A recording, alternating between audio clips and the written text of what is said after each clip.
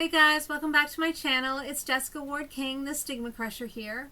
Today I want to talk about workplace well-being and specifically how we changed the game from talking about workplace wellness to talking about psychological health and safety in the workplace. I find that about 20 years ago, we weren't really talking about workplace wellness at all. We weren't talking about mental health in the workplace. And about 20 years ago, we started the conversation about workplace well-being, talking about stress in the workplace, talking about how we could improve workplace well-being and, getting in on stress reduction and meditation and yoga. And those things were all the rage for a while. And that was good. That was fantastic, getting the conversation started. And then the conversation, as all conversations do, started to get a little bit old. The conversation among senior leaders started to get a little bit, I find, performative, where they were like, "Yep, we've got the meditation group, we've got the yoga group, we've got our employee assistance program checkbox, all of our workplace well-being is all in order."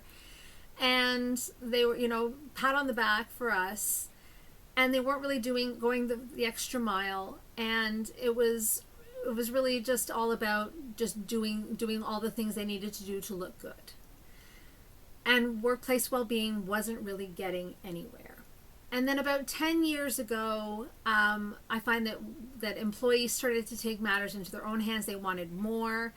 They started to do things like, well, I know 10 years ago is when the employee group that I was a part of started doing talks in our own workplace to talk about our own workplace experiences of mental health. And that's when I started talking about my own experiences with mental health in the workplace, and that was really transformative for our workplace. It's actually become an entire workplace wide, and I work for the government, so it's a very large workplace. It's become a workplace wide initiative now, so that's become something really rather large, which is fantastic. And so these kinds of grassroots initiatives started, and employees wanted more. But I find that still senior leaders were kind of, they were, starting champions groups and saying, yes, we want to do more, but not really quite sure where to go with this workplace wellness thing, this mental health. Yes, we want to champion mental health, but how do we do it? And that's when, about 10 years ago, the National Standard for Psychological Health and Safety in the Workplace was born in Canada. And this is when the conversation really radically changed about psychological health and safety in the workplace, because the conversation changed from mental health in the workplace to one of psychological health and safety. And you're like, what's the difference? It's not just a brand change.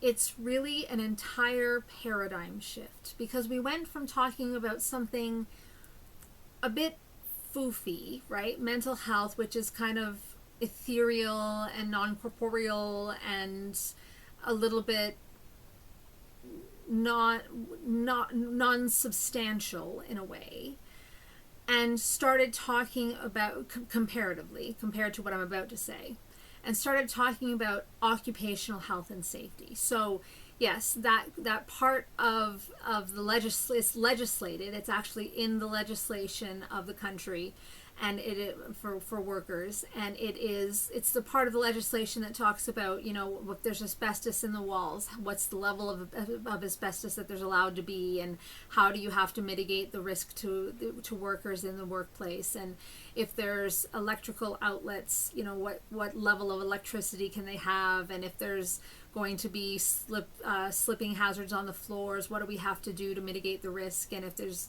people are going to be picking up boxes or using jackhammers or whatever, what are the risks and what are the hazards, and what do we have to do to mitigate these risks and hazards, and if we don't, how much do we have to fine people if they don't mitigate these risks and hazards, and if we don't do that, then how can they sue us and how can they litigate against us? And it's all this literally legal mumbo jumbo that talks about how do we define the risks and hazards, how do we mitigate against these risks and hazards, and how do we keep people safe against them. And this is the arena into which psychological issues entered. So we're now not just talking about physical issues like asbestos and slips and falls and jackhammers and things, but psychological issues like extreme stress, occupational stress, things like isolation, things like undergoing periods of prolonged stress at work, things like seeing things at work that are extremely traumatic. Things like having having a depressive episode or an anxiety attack at work. All these kinds of psychological hazards and risks that can happen to you at work are now covered, just like asbestos and electrical hazards and lead in the water and using power tools and all of the other things that have always been covered under our employment legislation. They now cover psychological hazards. And that's super impactful. And the national standard covered 13 psychosocial factors. So 13 things, 13 ways that we can define these psychosocial factors, one of which is physical factors, but 12 other ways that we can define psychosocial factors that look at the 13 ways that we can define how we can be affected psychologically at work.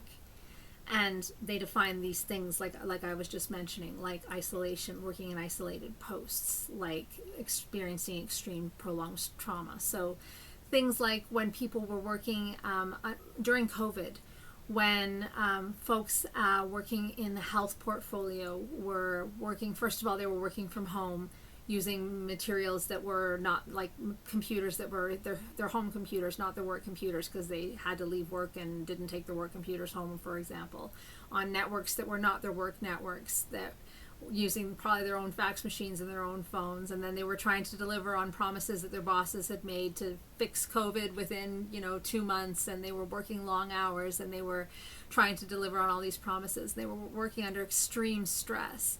That's that's part of this, these 13 psychosocial factors would define this as one of these risks that had to be mitigated by law. And if it wasn't, then there could be a fine that could be applied. And if someone could make a claim under that and say, I underwent one of these psychosocial factors, and this risk applied to me, and I underwent a psychological health and safety risk at work, and I need to make a claim, and if you don't accept my claim, then I can sue you, and all of these things. And so it really brings mental health, which at one point was very, as I say, comparatively foofy.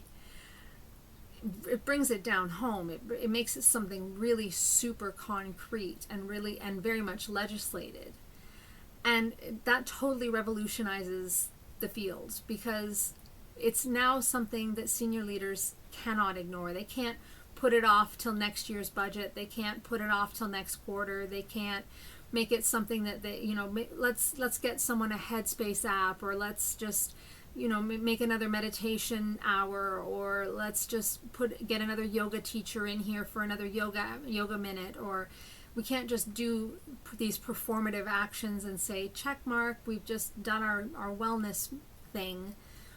It's now this requirement under the law that they take care of employees' psychological health and safety, not just something that's this mental health thing that looks good in the public eye. And that's really transformative. That's something that's different. It's new. It's 10 years old now, but it's taken the field a while to catch up, because you can publish the national standard, but then the occupational health and safety folks are going, well, how do we measure a psychological risk? We can measure how much asbestos there is in the wall. We can measure how much electricity is coming out of an outlet. We can measure the vibrations of a jackhammer. But how do we measure how much stress someone has undergone during their work during COVID? How do we measure the effects of isolated posts on an employee? And so it's taken the field time to catch up in terms of measuring these risks and measuring these hazards, so that they can figure out how to effectively measure and complete these hazards and risk assessments. But now we're at the point where we can effectively implement this national standard.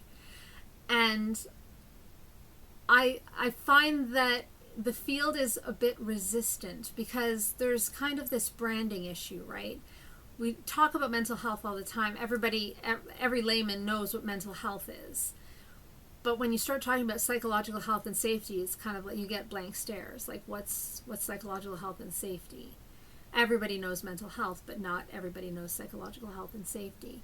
And so I find that there needs to be like a meeting of the minds here. We need to be able to use the language of mental health while using the concepts of psychological health and safety and the concepts of occupational health and safety that are behind it, to be able to keep these two fields together and working in parallel, so that the mental health folks and the occupational health and safety folks can really work in tandem and really start working together more effectively, and get this field working in the direction that it needs to be working, because I really truly believe that this is the direction we need to go. I think there's definitely a place for meditation apps and yoga and the speakers bureaus and all of these initiatives that we've already started, and the grassroots initiatives that we've already begun in the last 20 years. I'm not saying that there isn't a place for those. These performative gestures that I've said, that a lot of senior leaders have taken, it's not that they're not useful. They may be performative in terms of like, well, we've done our wellness thing for the quarter, yay us.